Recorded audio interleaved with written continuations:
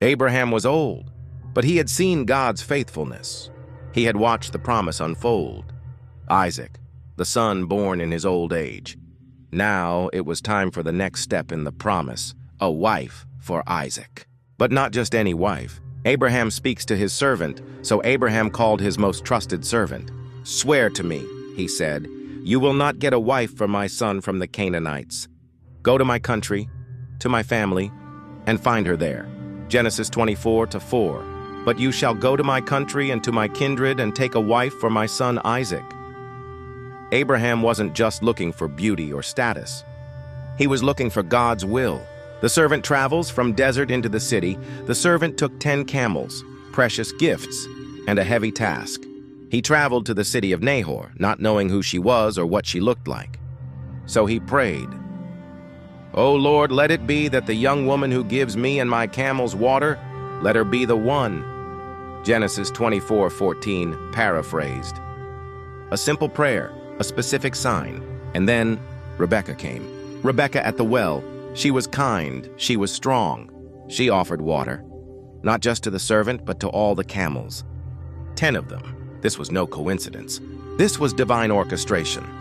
The man gazed at her in silence, to learn whether the Lord had made his journey successful.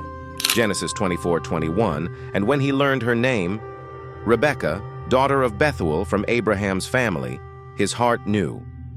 God had answered. Rebekah runs home. Her family welcomes the servant. Rebekah ran home. Her brother Laban came out to meet the servant. They invited him in.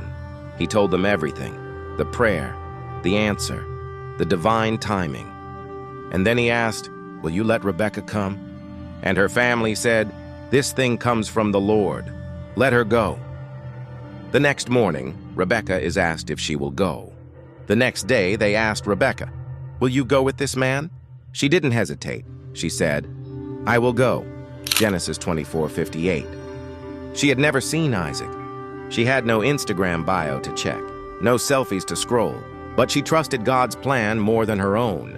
Mount Isaac in the field meditating. Isaac was in the field, praying, meditating. And then he looked up and saw her. Rebekah also lifted her eyes and saw him. She took her veil and covered herself. Genesis 24:65, a sign of honor, a sign of humility, a heart prepared to love. Isaac takes her as his wife, and Isaac brought her into his mother Sarah's tent. And he took Rebekah as his wife, and he loved her. Genesis 24:67. He didn't just marry her, he loved her. This was no random romance. This was a love chosen by God. To every young person waiting on God, don't rush the process. Don't trade divine purpose for worldly romance. Let God write your story. Rebekah served, Isaac prayed. Their love began in obedience, and God brought them together. A threefold cord is not easily broken, Ecclesiastes 4:12. And Isaac loved her, Genesis 24:67 NKJV.